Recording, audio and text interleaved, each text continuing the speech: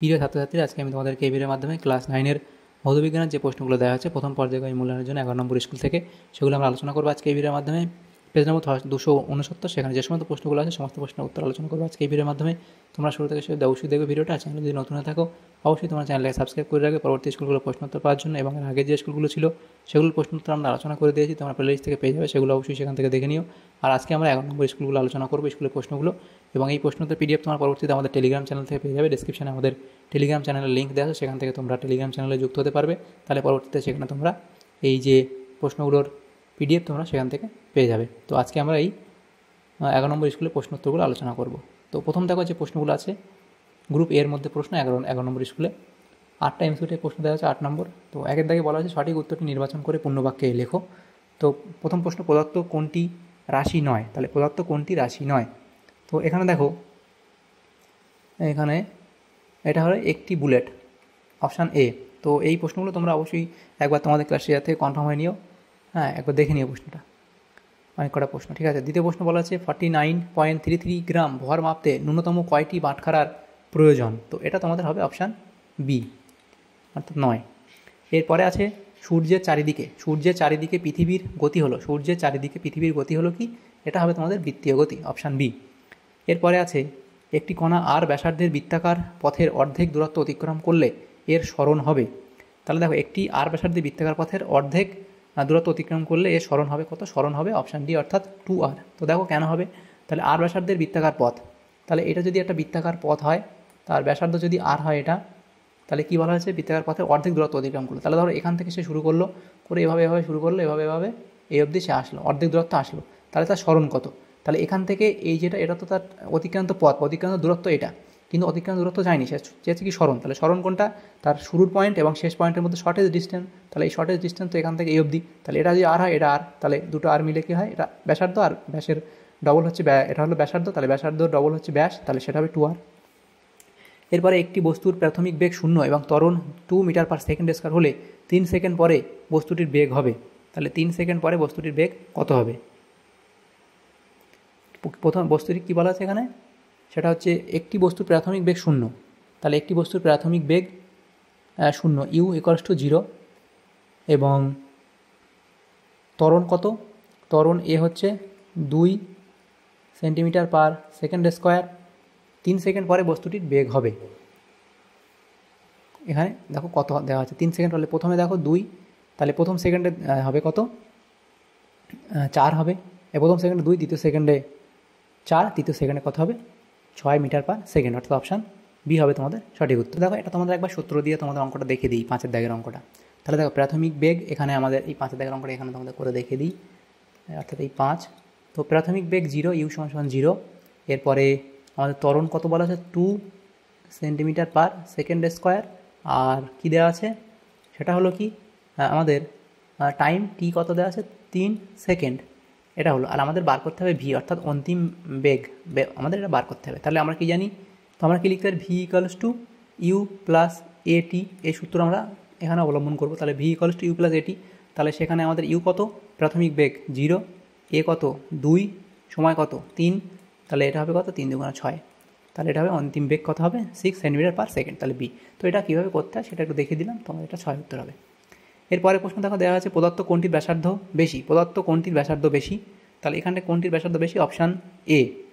এরপরে প্রশ্ন দেখো, এখানে ভর সংখ্যা 40 এআরের এবং পারমাণবিক সংখ্যা 18, নিউক্লিয়াসটির নিউট্রন সংখ্যা কত? তাহলে নিউট্রন সংখ্যা বার করতে গেলে আমরা কী জানি? এই ভর সংখ্যা মাইনাস এই উপরে ভর সংখ্যা এটা, আর মাইনাস এই পারমাণবিক সংখ্যা, তাহলে 40 মাইনাস 18, তাহলে 40 থেকে 18 বাদ দিলে কত হয়? 22 হয়। তাহলে এখানে অপশান বি হবে সঠিক উত্তর, 22। এরপরে প্রশ্ন কী দেওয়া হয়েছে দেখো, যে 226 ভর সংখ্যা এবং 88 আর ইউ নিউক্লিয়াসে রয়েছে। তাহলে নিউক্লিয়াসে রয়েছে কি? তো এখানে দেখো 138টি প্রোটন, 88টি প্রোটন, 88টি নিউট্রন এবং 26টি নিউট্রন। তো এখানে অপশান বি সঠিক উত্তর, 88টি প্রোটন। তাহলে এখানে এমসিকিউ টাইপ যে প্রশ্নগুলো ছিল সেগুলো এখানে হলো। এরপরের যে প্রশ্নগুলো আছে দেখো গ্রুপ বিতে যে প্রশ্নগুলো আছে, এখানে 7টা প্রশ্ন আছে, 1 নম্বর করে 7 নম্বর দেওয়া হয়েছে এই গ্রুপ বি থেকে। দুয়ের দাগে নিচের প্রশ্নগুলি অতি সংক্ষিপ্ত উত্তর দাও, বিকল্প প্রশ্নগুলি লক্ষণীয়। প্রথম প্রশ্ন, একটি মাত্রাহীন ভৌতরাশির উদাহরণ দাও যার একক আছে। একটি মাত্রাহীন ভৌতরাশির উদাহরণ দাও যার একক আছে। তাহলে লিখবে কি? রেডিয়ান, এটা হলো রেডিয়ান। এরপরের প্রশ্ন, ওজন বাক্সে বাটখারাগুলির ভরের অনুপাত কত? তাহলে ওজন বাক্সে বাটখারাগুলির ভরের অনুপাত কত? আচ্ছা সরি, এখানে তোমাদের রেডিয়ান হবে না, এটা তো তার একক হয়ে গেল, এটা তোমাদের হবে কি কোণ। তাহলে এটা হলো। এরপরে লিখবে ওজন বাক্সে বাটখারাগুলির ভরের অনুপাত কত? ওজন বাক্সে বাটখারাগুলির ভরের অনুপাত কত? তাহলে লিখতে হবে কি 5:2:2:1, 5:2:2:1। এরপরে আছে পরমাণুর মধ্যে সবচেয়ে ভারী কণা কোনটি? পরমাণুর মধ্যে সবচেয়ে ভারী কণা কোনটি? সেটা হবে কি নিউট্রন। এরপরে আছে কখন সরণের মান অতিক্রান্ত দূরত্বের সমান হবে? কখন সরণের মান অতিক্রান্ত দূরত্বের সমান হবে? দেখো, যখন সরলরৈখিক মানে যদি এখান থেকে শুরু করে কোনো একটা বিন্দু, ধরো এখান থেকে স্টার্টিং পয়েন্ট এ, এখান থেকে শুরু করে এরকম একটা পয়েন্ট আসলো, এরকম আসার পরে ধরো বি বিন্দুতে আসলো, তখন কিন্তু হবে না। তাহলে কিন্তু এখানে দেখো এই অতিক্রান্ত দূরত্ব, এটা হচ্ছে তোমাদের অতিক্রান্ত দূরত্ব, কিন্তু সরণ কোনটা? সরণের শর্টেজ ডিস্টেন্স, এটা হলো সরণ, এই সরল রেখাটা। আর এটা হলো কি? এটা হলো অতিক্রান্ত দূরত্ব। তাহলে দেখো কখন এটা সমান হবে? যখন তোমাদের এই সরলরৈখিক পথে চলন হবে, তাহলে কী হবে? এইভাবেই চলবে, সোজা পথে চলবে। তাহলে কি কখন সরণের মান অতিক্রান্ত দূরত্বের সমান হবে? যখন লিখবে যখন সরলরৈখিক পথে মানে সরণ হবে, যখন সরলরৈখিক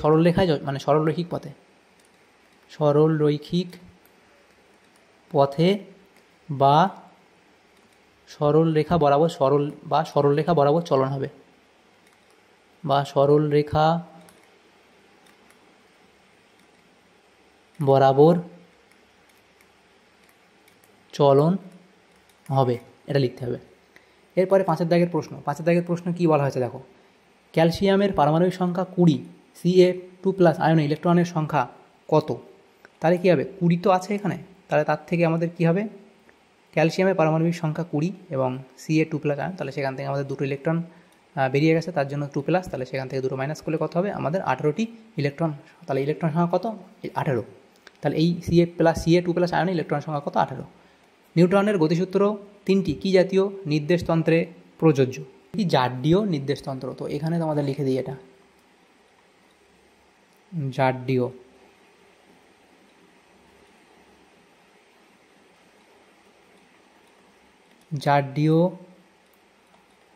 নির্দেশতন্ত্রে প্রযোজ্য। এরপরে ডাইন ও নিউটনের মধ্যে সম্পর্কটি লেখো। তাহলে ডাইন ও নিউটনের মধ্যে সম্পর্ক কী সেটা তোমাদের এখানে লিখে দিই। 1 নিউটন সমান 10⁵ ডাইন।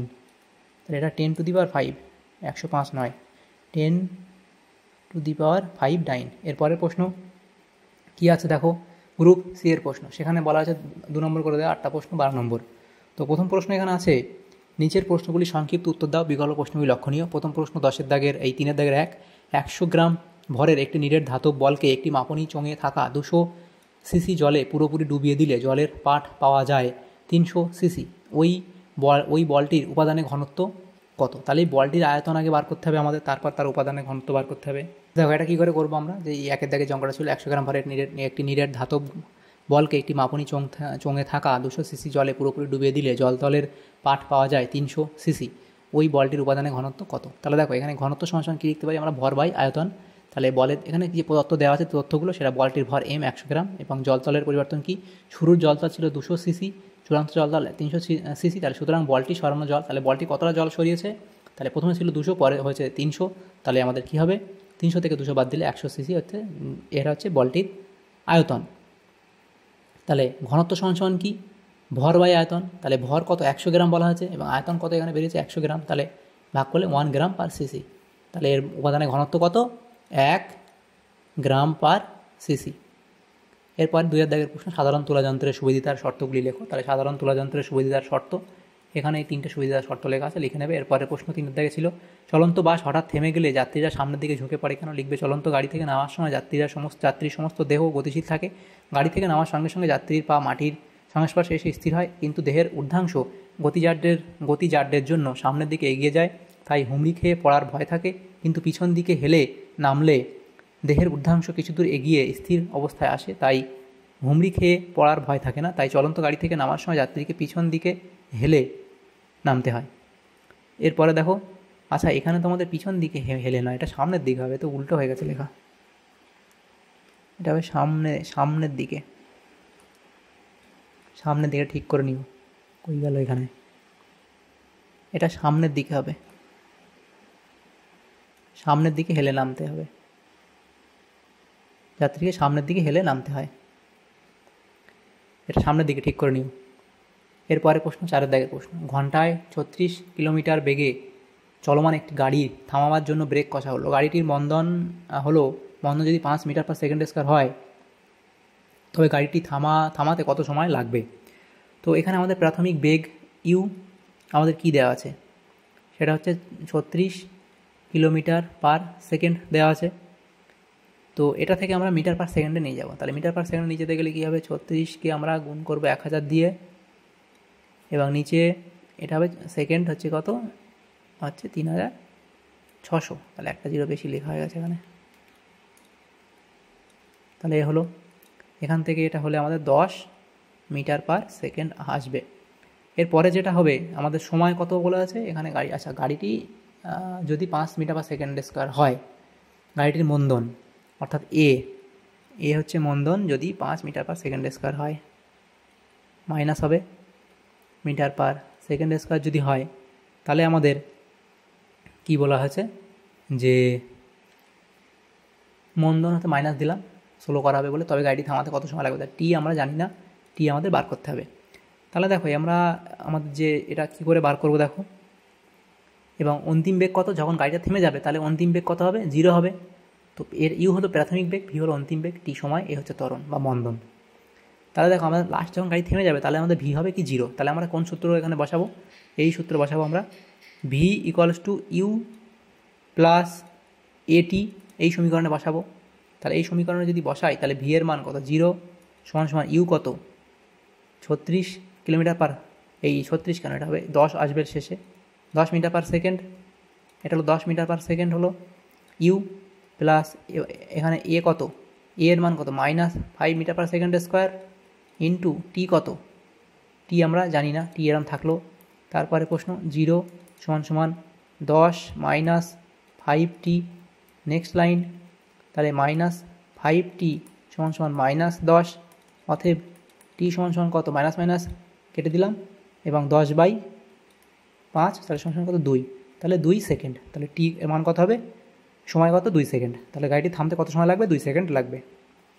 এরপরে নিউটনের প্রথম গতিসূত্র বিবৃত করো। তাহলে লিখবে, বাইরে থেকে প্রযুক্ত বল দ্বারা, নিউটনের প্রথম গতিসূত্র, বাইরে থেকে প্রযুক্ত বল দ্বারা অবস্থার পরিবর্তনে বাধ্য না করলে স্থির বস্তু স্থির থাকবে, কিন্তু থাকবে গতিশীল বস্তু চিরকাল সমগতিতে সরলরেখা বরাবর চলতে থাকবে। তাহলে এটা হলো প্রথম সূত্র।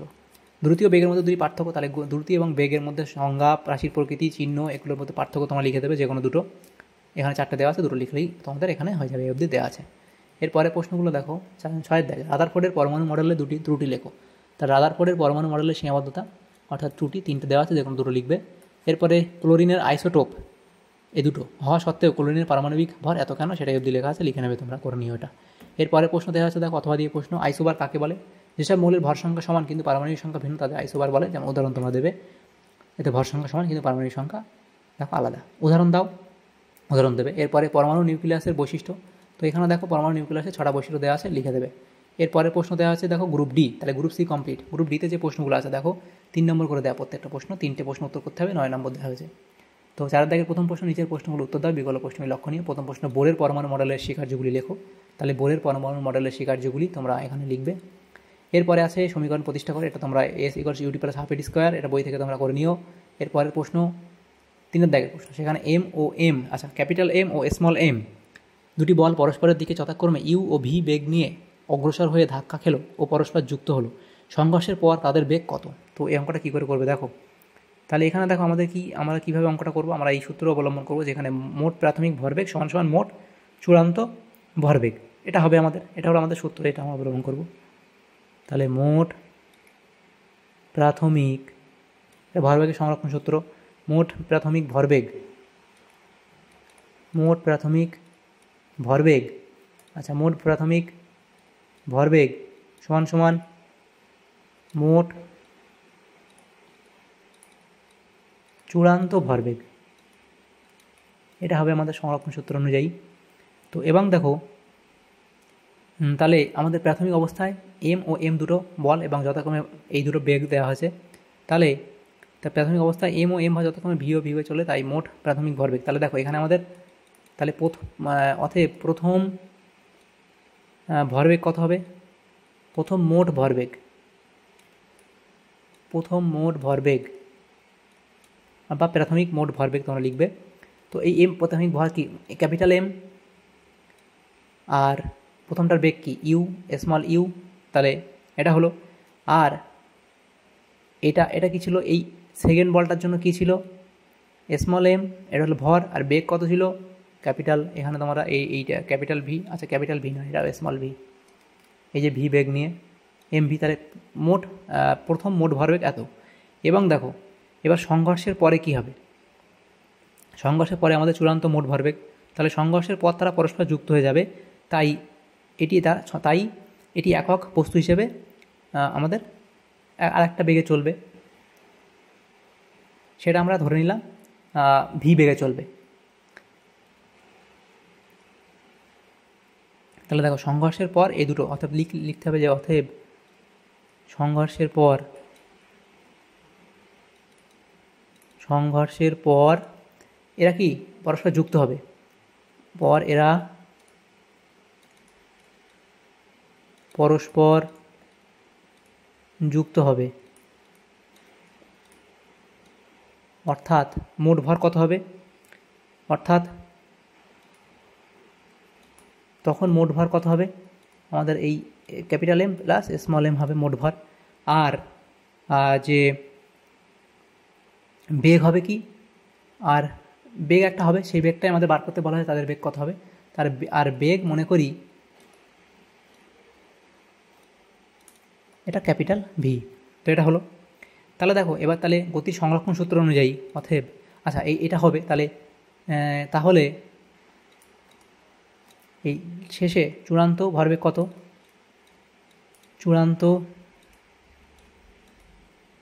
তাহলে চূড়ান্ত ভরবেগ কত হবে, এই capital M plus small M এটা একটা হলো, আর এই তার এই যে ভর এবং ইন্টু বেগ ভরবেগ। তাহলে সংরক্ষণ সূত্র অনুযায়ী, অর্থাৎ গতি সংরক্ষণ সূত্র অনুযায়ী অতএব গতির সংরক্ষণ সূত্রানুযায়ী কী হবে, সেটা হলো আমাদের এই যে প্রথমে মোট প্রাথমিক ভরবেগ সমান সমান মোট চূড়ান্ত ভরবেগ। তাহলে মোট প্রাথমিক ভরবেগ ছিল এটা M U plus M V, সেখান থেকে কী হবে এটি মোট চূড়ান্ত, সেটা হবে কত capital M into small M into V. এবার আমাদের ভিটা বার করতে হবে। তাহলে এবার ভি বার করতে গেলে কী হবে আমাদের, দেখো এই ভিটা এদিকে রেখে দিলাম, তাহলে এটা কী হবে M into U plus M into V by M plus M. তো এটাই হবে আমাদের উত্তর। এরপরের যে প্রশ্ন সেটা কি, সেটা বলা হচ্ছে দেখো অথবা দিয়ে প্রশ্ন, এটা অথবা দিয়ে প্রশ্ন ছিল 5 কেজি ভরের একটি বন্দুক থেকে 20 গ্রাম ভরের একটি বুলেট 400 মিটার পার সেকেন্ড বেগে নির্গত হলে বন্দুকের প্রতিক্ষেপ বেগ কত। তাহলে বন্দুকের প্রতিক্ষেপ বেগ কত হবে সেটা আমাদের বার করতে বলা হয়েছে। তাহলে বন্দুকের প্রাথমিক বেগ কত বার করতে বলা হয়েছে। তো দেখো এখানে আমরা কী করে করবো অঙ্কটা, তো এখানে আমাদের দেওয়া আছে কি এই ভর, বন্দুকের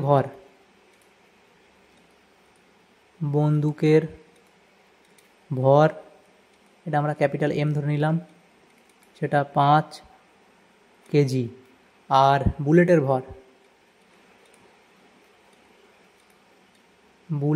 ভর সেটা কত, স্মল এম ধরলাম, সেটা 20 গ্রাম। 20 গ্রামটাকে আমরা কেজিতে নিয়ে যাব 0.20 কেজি। এবং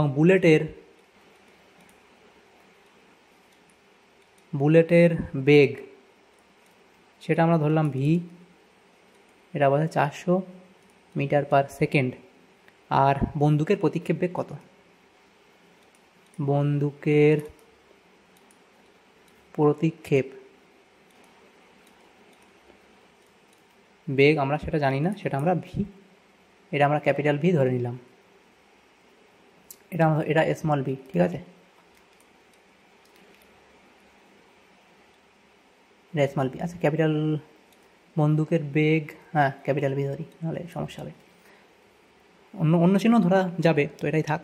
এবং দেখো এটা আমরা কী করে এবার করবো, দেখো আমরা গতি সংরক্ষণ সূত্র অনুযায়ী কী জানি, মোট প্রাথমিক ভরবেগ সমান মোট চূড়ান্ত ভরবেগ। তো এটা আমাদের দেওয়া আছে। আর আমরা কি জানি, দেখো আমরা জানি গতি সংরক্ষণ সূত্র অনুযায়ী গতির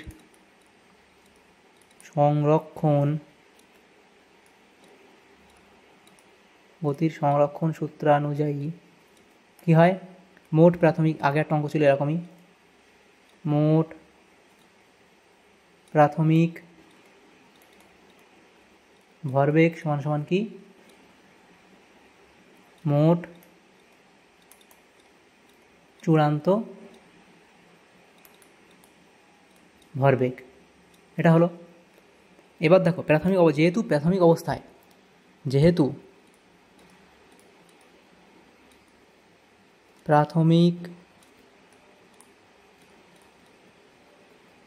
অবস্থায় বন্দুক ও বুলেট স্থির ছিল,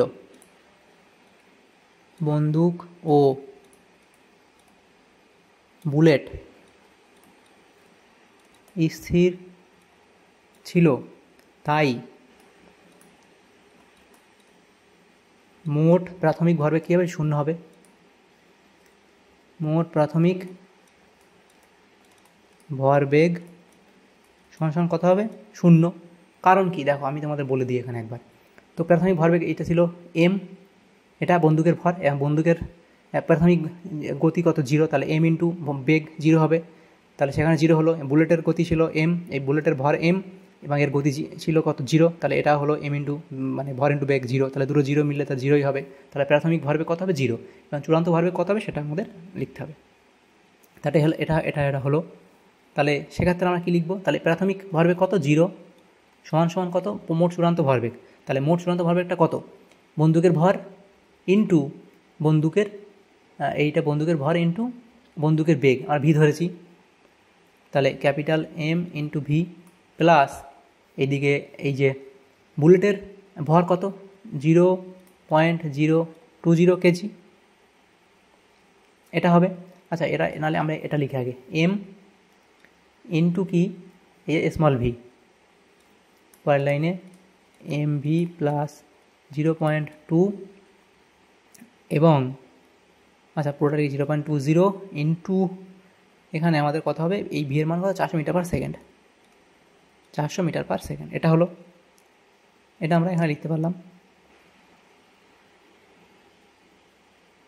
এবং এর পরের লাইন কী লিখবো আমরা, এই এম ভিটা, আচ্ছা এখানে আমরা গুণ করি, এই জিরো এখানে থাক এরকমভাবে, এম ইন্টু ভি প্লাস এদিকে গুণ করলে কত হবে, 4 2 8, দুটো জিরো এখানে, তাহলে কত হবে গুণ করলে, 1 2 3 জিরো হবে, 0.2, তাহলে এটা 80 হবে, এটা হলো 80।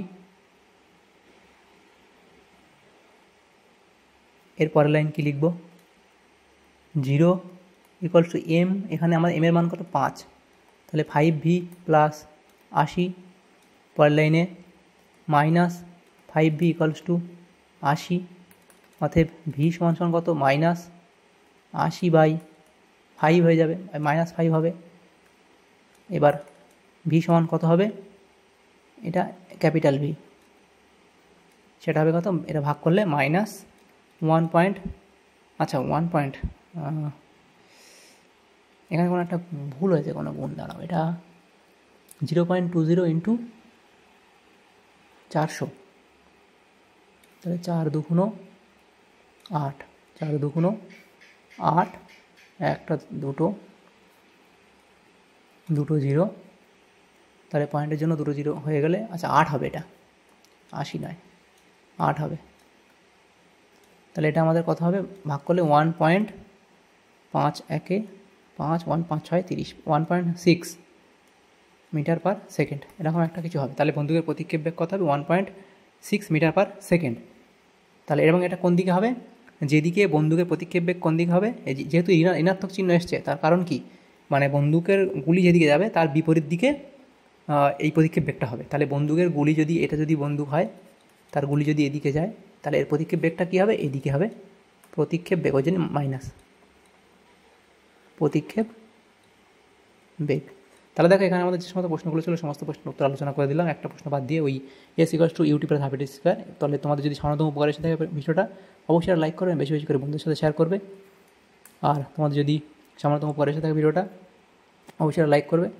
আর চ্যানেল যদি নতুন থাকলে অবশ্যই তোমরা চ্যানেলকে সাবস্ক্রাইব করে রাখবে। Thank you, thanks for watching.